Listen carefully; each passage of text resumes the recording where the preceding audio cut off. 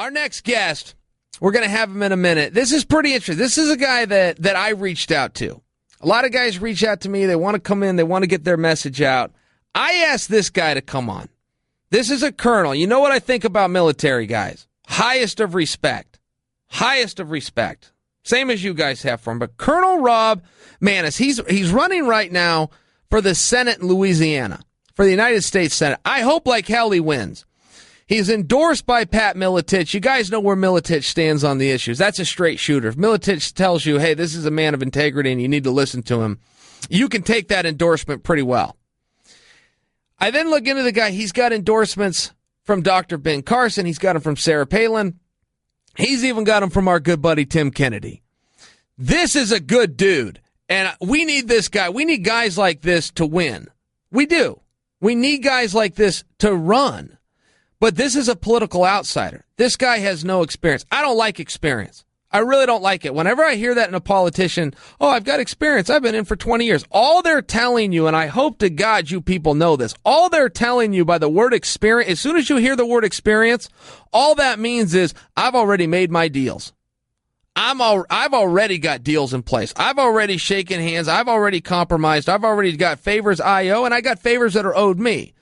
So you decide whether you want that or not, but don't think for a second that they're going to change or reform anything. They can't. A guy with experience can't change and reform. He has to follow through on the deals he's already made. This guy's an outsider. I'm going to ask him some tough questions. Not to stump him, but there's a lot going on in the world, and this is how you learn. You got to ask these guys in the know. You got to ask them. You got to ask them the tough questions. We'll see how he does, but in the meanwhile, I want to tell you guys how to get your weekends back when you're trying to buy a car. Quit doing the old way. The old way to buy a car. You see an ad, you look up the Blue Book price, you fall in love with the car, you go down to your nearest dealership, and 6 hours later, after a mind-numbing experience of dealing with a professional salesman, you leave with a stripped-down version of your dream car at twice the monthly payment. That's the way it works. And you guys all know that I'm right. There's a new way to get cars.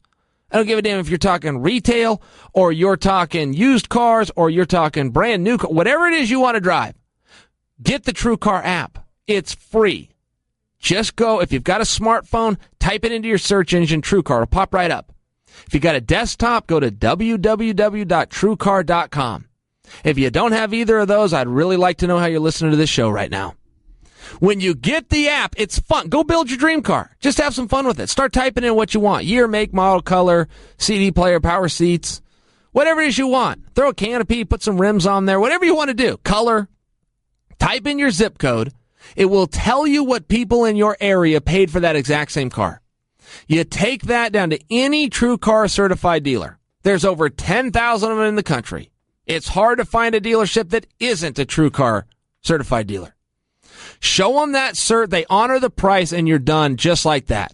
No haggling, no salesman, no wasting your day at a car lot. Just like that. Most people are saving almost $4,000 off of the MSRP.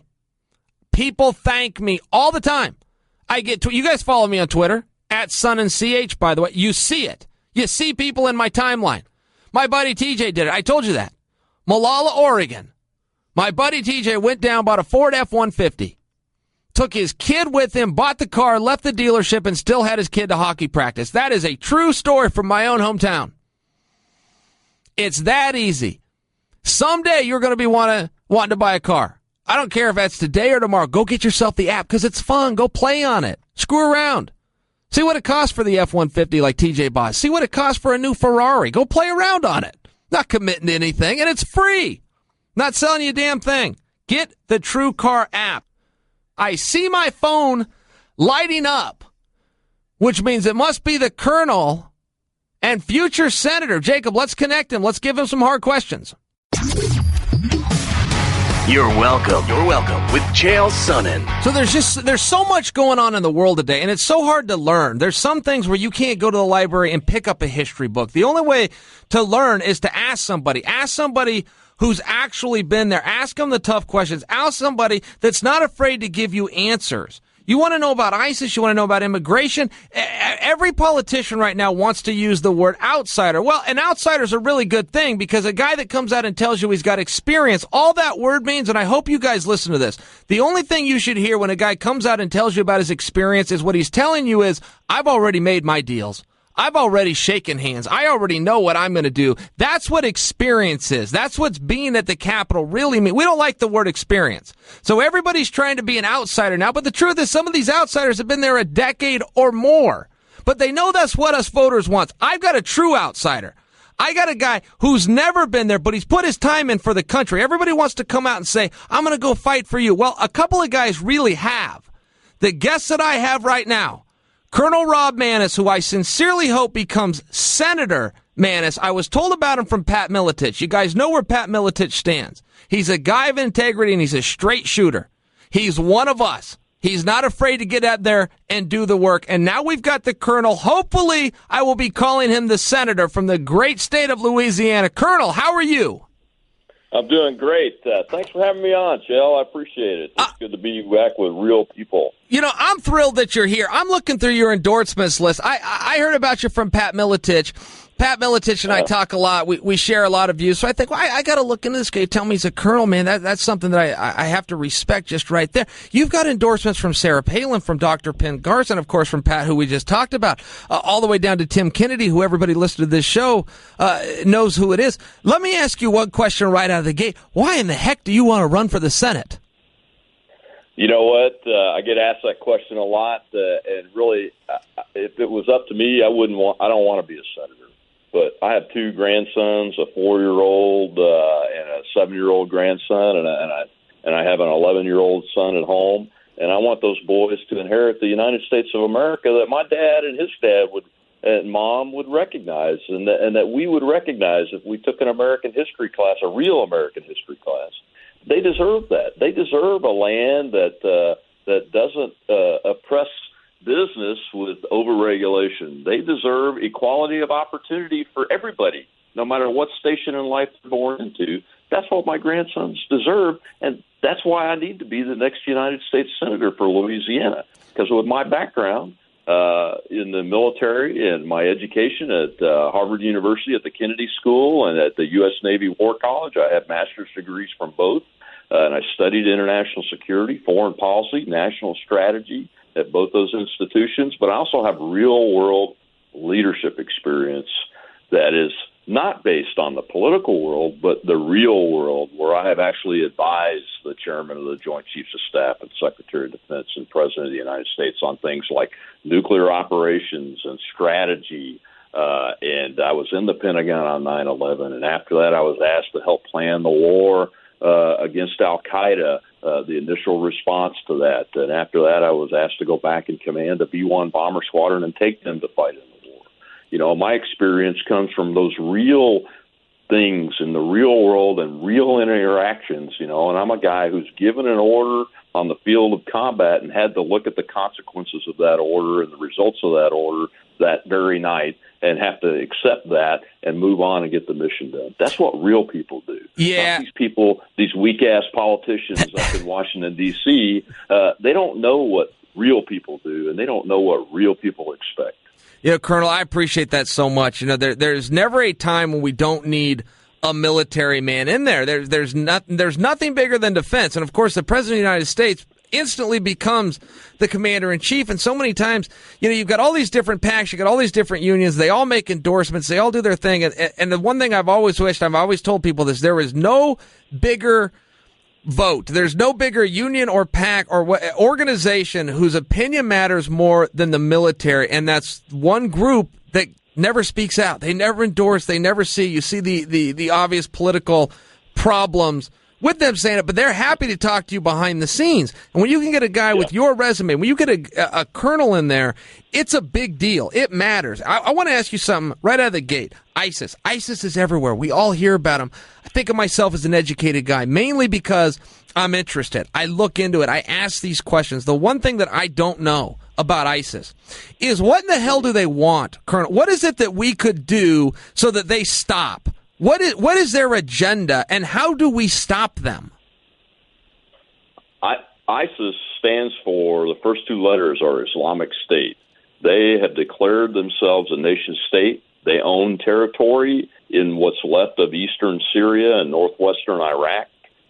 They collect revenues from that territory. They sell oil on the black market and get revenues from that. And their reach spreads all the way from there, all the way across Africa and into Europe and into the United States. Look, San Bernardino just happened here a few months ago. And that was an Islamic State attack. I don't Absolutely. care what the president and his propagandists and John Kerry and their propagandists or anybody else in politics says that was an attack. I know. I know what that feels like. I know what those families feel like. You know, I was in the Pentagon on 9/11. My wife and kids were within a few miles of there. They were told to go get themselves out of school and start heading west because we didn't know what was happening. You know, so I know what those families feel like. We were attacked by the Islamic State. What their goal is to continue to consolidate and establish themselves as an actual nation state, and they act more like one every single day, and to eventually impose their version of Islam on the entire region and ultimately the entire world, and that's exactly what they want to do. And if they have to, they'll take the world to the brink and beyond into an end game where the entire world is at war, because that's what they believe is supposed to happen in the end times. And that's their goal. It's very simple, and it's not complex.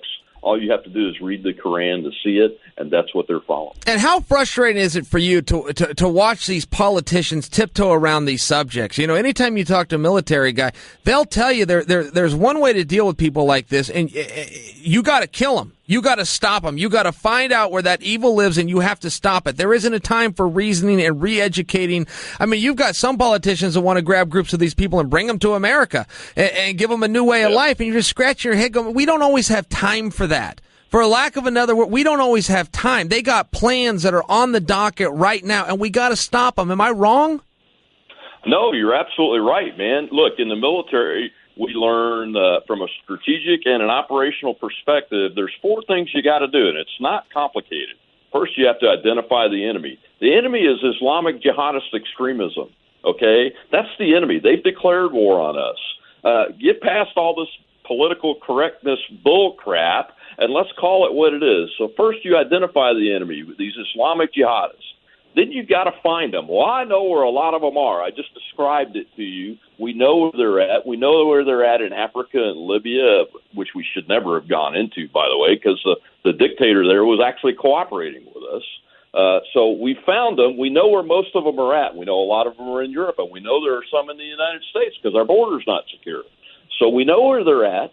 And then the next thing you got to do is target them. And then the last thing you got to do is kill them just as quickly as you possibly can until they're dead, and the world is rid of them. Just like we did in World War II against the enemies of freedom and the folks that like to kill millions of people. We killed them until they were dead. And there may be some semblances of them left, but they are dead. And that's the thing we got to do: identify them, find them, target them, kill them as quickly as possible. That's what's got to be done. The political correctness crowd is killing the United States and killing freedom around the world and causing more and more people to be in poverty and oppression and terror.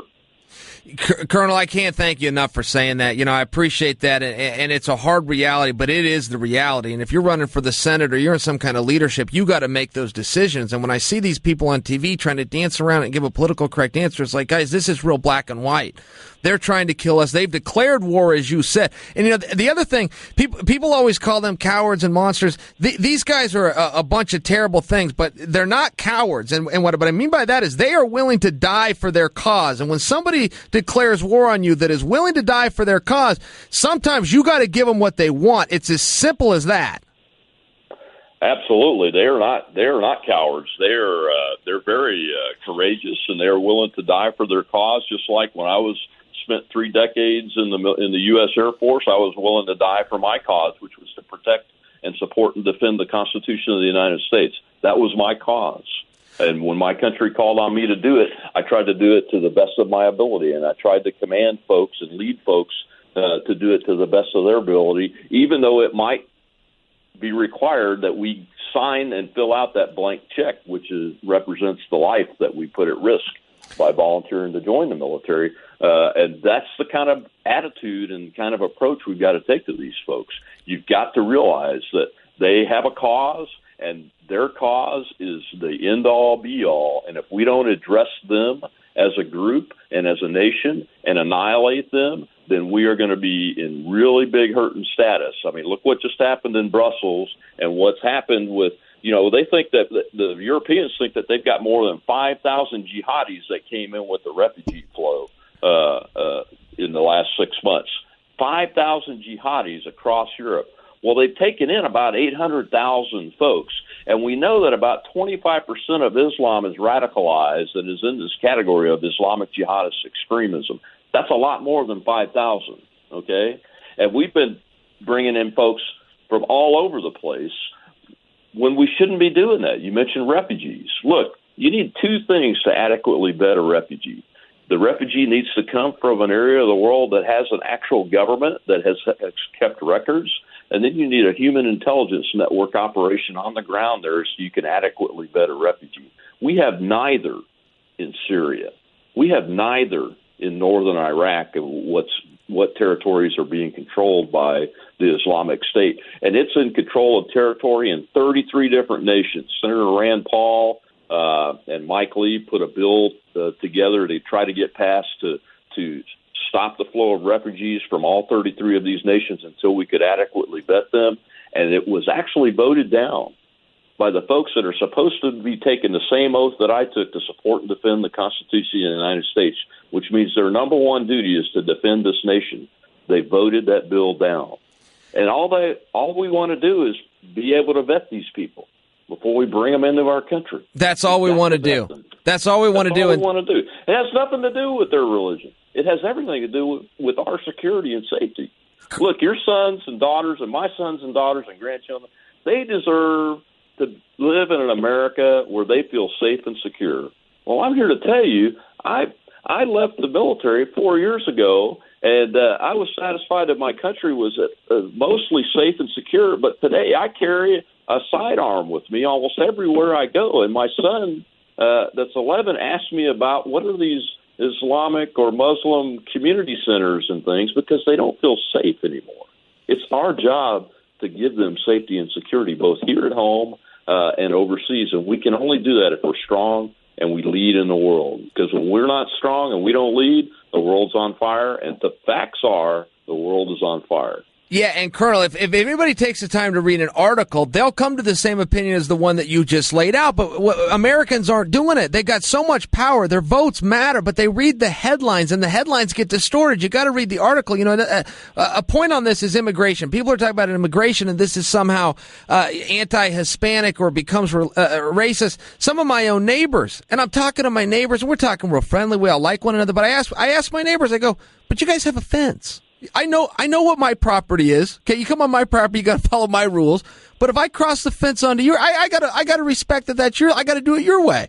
That's all we're doing as a country. If you have these immigration laws, it's really important to understand. If you come on this side of the fence, we have rules, we have laws and rules. But if you're on that side of the fence, well, now you got to follow their rules. It really matters where that border is and where that line is and where that door is. But people aren't reading the article. They're just reading the headline. Trump's taking a bunch of heat on this. Where do you stand on immigration? Look, I'm a no amnesty, no legalization guy. But here's my plan. And I ran for the Senate in 2014 and came in a real strong third. And this phrase was mine. I own it. Secure the border. Border security is national security. We are not securing our border. Our Customs and Border Patrol agents are directed to remain 35 miles from the border and to flow folks that they come across after that to the ICE folks, and then they take them into custody, and then you get into the catch and release issue. We've got to secure the border, number one. Number two, enforce our current laws. Look, there's Pew polls out there and long-term studies that show that if we enforce our current laws, and we could expect as much of about 1.2 billion people per year or more now that will flow back across the border to the countries they came from, if we cut them off from things like welfare, if we cut them off from being able to be employed by enforcing our law and enforcing things like E-Verify and enforcing the deportation laws and enforcing our criminal law, but we're not enforcing hardly any of it at this point. It's nowhere near enough to force the actions that we want to intend to do. And we don't need to have a whole armed force set up to round people up and put them on buses and caravans or in internment camps. That's a bunch of political correct smoke blowing. Ridiculous. From the media. It's absolutely ridiculous. We don't have to do that. All we've got to do is secure our border and enforce our current law. My goodness. If I go to France or Mexico and I don't have the proper papers, in Mexico I'm probably going to be arrested and then deported, and in France I'm going to be deported right away. Well, why don't people have the expectation of respecting American law? This is the law of our land. We can't have the government and institutions ignoring our law and setting up things like sanctuary cities, which I have one right here in my state. I'm 35 miles from it right now. It's New Orleans, Louisiana. And we ought to defund every federal dollar that goes into any state or city that's not enforcing current law. Period. It's as simple as that. Have to be done. You cut off their funding. Yeah. So the Second Amendment's another hot one. This is out all the time. Every 4 years you hear about the Second Amendment, and people can never seem to get it straight. And I came from a simple mentality, and I got it from my father. But as I became an adult, I formed my own opinion. But I agree with my dad. I asked my dad one time, what do you think about these guns? My dad was a gun collector. He had everything from the exotic guns to he was a trap shooter, and we lived in the country and caught our own meat. Yeah, he was a hunter. But my dad had told me one time we were in his pickup truck, and I asked him about this as a kid. I can't remember how old I was. I was a little kid. And he said, Chael, he said, we spend more money, more manpower, and more resources in this country on stopping drugs than anything else. It's our number one fight. And he said, who's got the drugs? And I didn't know the answer. I just sat there, and he said, the bad guys. And he said, the bad guys are always going to have the drugs. And he said, if you ban guns, who do you think is going to have the guns? And I just sat there, and he said, the bad guys. And I got it. And from the time I was a little kid to the time that I'm a 30-year-old man now, my dad was right. A person has got to have the ability to arm themselves. Absolutely. You know, the first right documented in any United States legal document was in the Declaration of Independence, and it's the right to life. The right to life is directly connected to the Second Amendment. As the first right that God gave us or nature gave human beings, life, you have to have the ability to protect your life, and firearms are the best way to defend oneself. That's what the founders realized, and even today, I believe it's the best way to defend yourself because, you know, the police can't get there in less than 60 seconds when you dial 911, but you can certainly have a firearm in your hand in less than 60 seconds if you're trained and prepared and have one available to use it. Well said. It's about protecting your right to life, period. It's about being secure in ourselves, with our families, and ultimately in our nation. And that's why we have about 300 million AR-15s in the hands of civilians here in the United States of America. And they use them for all kinds of things, mostly for hunting, but they will use them to defend their lives, if necessary, against any enemy of the United States, foreign or domestic. And that is why we have the Second Amendment. Yeah, and I'll tell you this, and it'd just be a statement more than a question. It's not as though you can vote on this, but I came from the country, and from the time we're little kids, we have guns. And, you know, we learned about it from our fathers who learned it from their grandfathers. They take us outside, you set up the can or the watermelon, whatever it might be, you learn gun safety, you learn how to load them, but most importantly, Colonel, you learn the problems with guns. You learn the devastation and the damage they do. You learn that these are not toys at a very young age. And where I come from, it's the country, but we still got a big population out here. I tell you, we don't know a damn thing about this stuff where guns are going off and accidental shootings, and we don't know anything about it because these kids learn at a young age what a gun is, how you check it for bullets, where you point it, and most importantly, why you don't point it at anything that you don't want to destroy. We don't know anything about this. I mean, it just simply doesn't happen out here. Listen, I appreciate your time. Is there a website we can go to, particularly for donations, if there's somewhere we want to support your campaign? Absolutely is. It's robmaness.com, robmaness.com. That's ROBMANESS.com. You can go there, sign up to get our updates on our emails, and make a donation, please.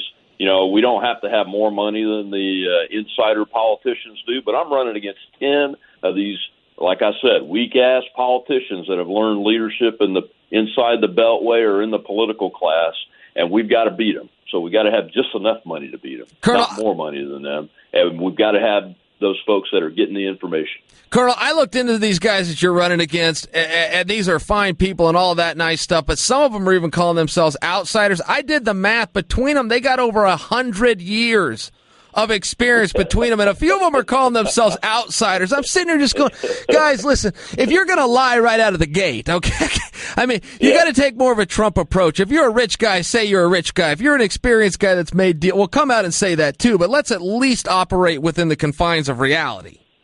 Oh, absolutely. They say they're outsiders. They try to say they're constitutional conservatives. Well, there's one outsider and there's one constitutionalist that's running in this race. That's why, when people like to compare me to the two front-running GOP presidential candidates, I tell them, look, I have the outsider and leadership skill set over 3 decades of military experience and 2 years in the utility industry of learning to be a leader in the real world, and I'm a true outsider because I haven't been in politics and I'm not tied to all these lobbyists and those kind of things and unions that keep groups like the MMA out of New York City up until 2 weeks ago. Is that crazy or what? It's crazy, and that's another thing. I'm a constitutionalist like the second place guy is right now. And that's what we need in the United States government. And, Colonel, when you bring up New York, it's another thing. It's like, guys, if you would have just told the truth, if you'd have just simply said, look, we're tied to the unions, you got a problem in Las Vegas, you got a problem with us, clear that up and you can get our... They would have just told the truth. We wouldn't all be sitting here with such disappointment. But the truth matters. Yeah. Listen, a lot of people listening to this are going to agree with you and me, and some of them aren't, and that's okay. But on behalf of us all, thank you for your service to this country, and thank you for running. People don't want to run. They don't want to get in the dogfight that you're in, but it's necessary. People that care have to step forward and run. So thank you very much. It's time to rise up and stand for what you believe in, and what we all believe in is America, and I expect that a lot more people are going to stand in the breach with me, and I can guarantee one thing and make one promise, Chael, and that is if I tell the voters that I'm going to do something when I go to Washington, you can take it to the bank that I'm going to get that done, and I'm not going to go up there and back off of what I've said that I'm going to do for the voters of Louisiana and for the United States of America. I know that you won't. Thank you, sir. Thank you, sir. All right, guys, that is Colonel Rob Maness. That's fun. It's hard to get a politician. This guy's not a politician. He's running for it now, but he's not a politician. It's hard to get them to speak straight. That was pretty damn straight. That was pretty damn straight right there. And I know you guys don't all agree, and you don't have to. Listen, you've got your vote. You put it wherever you want. But let's get somebody that comes out and at least tells us what we're voting for. If you guys don't vote for that gentleman, at least you know what he's standing for, right? If you do vote for, at least you know what he's standing for. When he says he's not going to go to Washington to back down, this guy's a colonel. Of course he's not going to back down. That goes without saying. That guy stared death in the face. He's not going to back down from somebody because they got a fancy suit and tie on and they're sitting at the Capitol. RobManess.com, RobManess.com. So I was telling you guys, did I spell that right, Jacob? RobManess.com. RobManess.com. Yeah, very simple. I'm just tripping over my words. Thank you, Jacob. He's bringing it up on the screen now, pointing for it. Yes, I get that my dyslexia kicked in there, you jerk.